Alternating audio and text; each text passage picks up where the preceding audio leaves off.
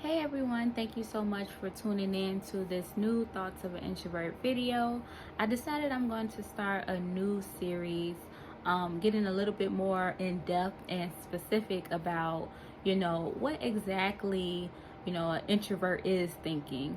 So as far as like, public places, schools, how I am at the office, all things like that, I want to get into. So this one will be, of course, from the title, being an introvert in a workplace, but I definitely want to, make separate videos about being in school and how that was for me as an introvert, and also dating. It'll be separate videos, but I feel like this is the right time, and since I just started a job, it's really bringing up ideas and things that I want to share with you guys, because I realize it is a thing to be an introvert in the office. And let's just, get into it and talk about it.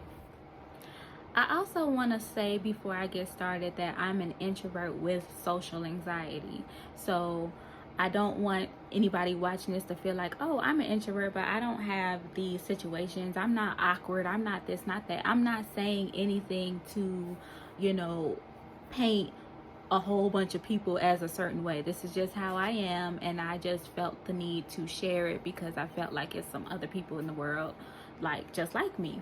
And what I mean by social anxiety is when I go to public places or out and about, I do have this thick sheet of like anxiety, of feeling nervous, anxious, and I don't know why. It started ever since I could remember. Anytime I went somewhere new or different, I just got this, crazy ball of energy in my stomach, like I'm nervous. It's almost like when you have like a pop quiz, or you about to find out some crazy news. Like, that's how it feels.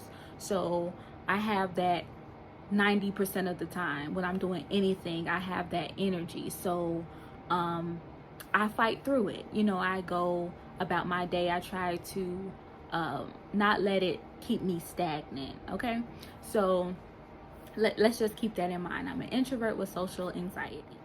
The first thing I like to do when I start a new job is learn my job. Like, I want to know everything that is expected of me when I, get into a new position. And as soon as I know my job, I get in there, I get into the, the routine, I'm good. Like, it's like, just tell me what my job is. I don't care about any other office politics, how everybody else is doing, what they think, if they think this about me. I don't see that. I just need to know what the job is. So when that happens, and I'm not saying like, oh, I come in there, I'm mean, I'm big and bad. I'm just saying, like, I just want to know my job so I can do my job, go home. As soon as I get that down, then I'm into, making acquaintances or being cool with, some coworkers. But that's not the important part to me. I need to know A, B, and C. I need to be fully prepared. An introvert needs to be prepared. If you catch us off guard, that's kind of like you trying to sabotage, or you're trying to, make me look silly. That's what it feels like to me. So if you pop something up on me like, oh, you have to do X, Y, and Z, it's kind of like, we didn't discuss this. So it's not a problem. Usually we do it scared. Whatever the task is, we go forward with it. But it's like, I'm starting to look at you different. Like, you like to play with me like that. I don't like to be unprepared. And that's some people in general. They just like to know what they're about to do. But for introverts with social anxiety, that's a big no. You don't spring nothing on me like that. You know what I'm saying? Okay, so the next thing would be like, your work besties and stuff like that. Usually, when I have one-on-one time with a coworker or something, we become really good friends. Cause they be like, man, Brittany, you usually quiet, but you real cool. And it's because I am initially standoffish. I don't know what to say to everybody, and I have to observe how you are, what you're doing, before I like, get in good with you, because I don't know what your motives are. So I'm very standoffish at first, and that's anywhere, but we talking about jobs right now. But usually when people like start talking to me and I start talking to them, I have good friends from every job that I've had, because it's like they realize how cool you are, that you're laid back, that, oh, you're not bitchy, you're more of just like a laid back person, and I mind my business at work, unless, you know what I'm saying, you come at me a certain type of way, I'm good, because I feel like to get this job done, we need to be a team. So I'm a very reserved person, but I'm also a team player as well. So I feel like as long as you good with me, I'm good with you, you know what I'm saying? But usually in big groups, like my job now, as far as training, it's a huge group, and I feel like I'm like lost in the sauce, like in the back.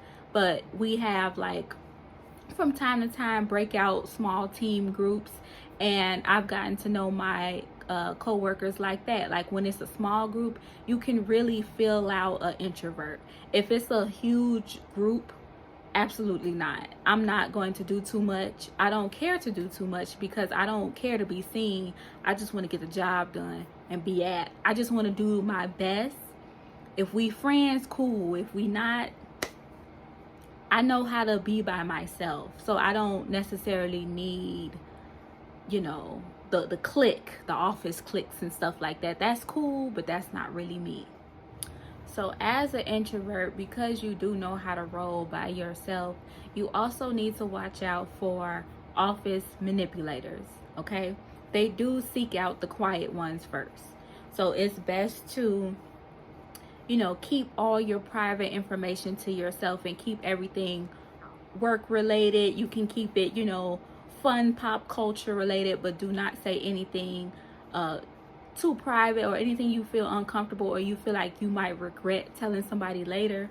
Don't even do it. Like, don't take the bait. I feel like as an introvert, sometimes you're very standoffish, so you don't say anything at all, or because we're not used to people like coming to us and being cool with us, we usually tend to overshare. So we overshare our information, and then after we see what that person is on, we kind of be like, I shouldn't have did that. I shouldn't have told, them X, Y, and Z, because I thought we were really good friends. For the most part, when you start working somewhere, I feel like I don't have any friends there.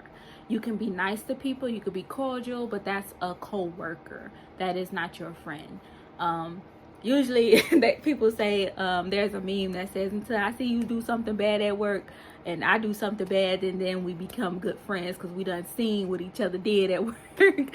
But no, honestly, I feel like you will see over time who mean you well, who looks out for you, and open up to people is not all bad. Just you need to watch, the information that you put out there, and just don't put out anything too personal. But usually, for the most part, you'll be surprised when you open up a little bit, let people in, let them see your personality. It can be liberating in a way. Like, you don't have to go to work and kind of be quiet and be in a box. You can actually, be yourself, and people will be like, oh my God, see, I knew our personality was in there, and it is.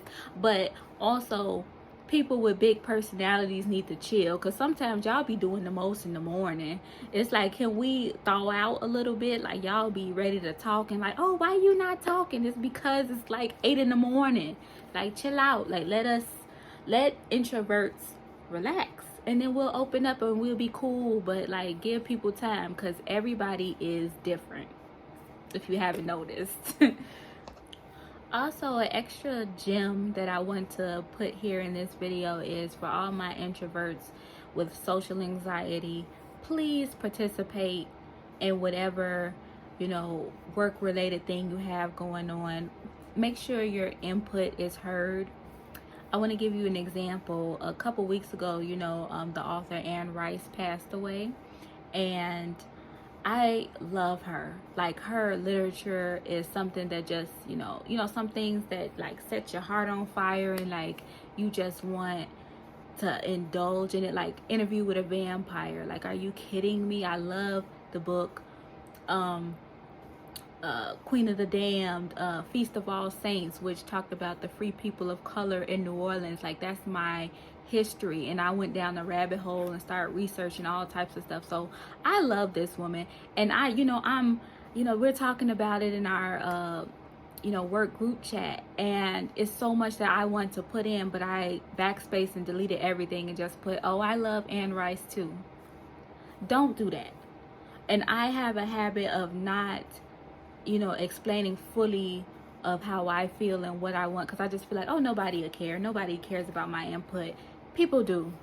People want to hear more from you. And if they don't, so what? This is your life.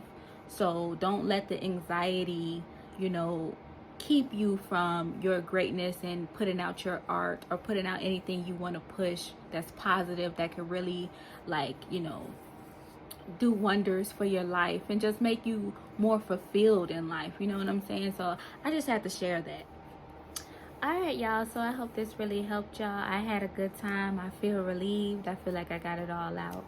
So I'll catch y'all in the next one, and we at. Hey y'all, so I just wanted to bring to y'all attention that you didn't have to have coffee in the morning and get those caffeine jitters. You can go ahead and have the dandelion caramel nut tea that tastes just like coffee, and it's also made with healthy ingredients, and it's certified vegan. So this is a good alternative. Yes, it's a prebiotic, but it's better to me, in my opinion. It may make you go to the bathroom later on, but doesn't coffee do that? So you might as well have something that's a little bit healthier, and it also gives you energy, and it's made with natural ingredients. So it's something to look out for, and I got it from Whole Foods.